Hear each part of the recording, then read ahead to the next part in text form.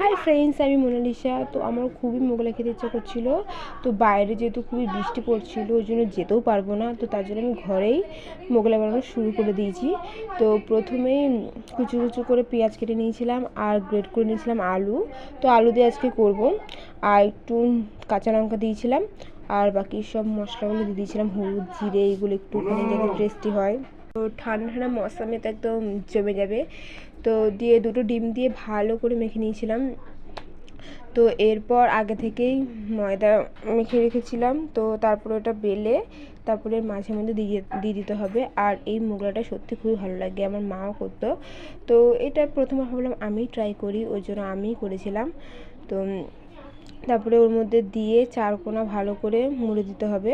দিয়ে দেখো রেডি পুরো মোগলাইয়ের মতন। তো তারপরে ভেজে নিতে হবে। তো ভাজতে ভাজতে আমি একটা খেয়ে নিয়েছিলাম। আমার এসব করতে করতে আমার আর কি ভালো লাগে খেতে, তো ওই জন্য একটা আমি খেয়েও নিয়েছিলাম। তো এই দেখো রেডি। তো আগে থেকে শসা একটু পেঁয়াজ কেটে নিয়েছিলাম একটু সস দিয়ে। তো দেখো আমি পুরো সাজিয়ে নিয়েছি। তো এরপর খাবো, আর খেতেও খুবই টেস্টি হয়েছিল। তো আজকের মতন এটা।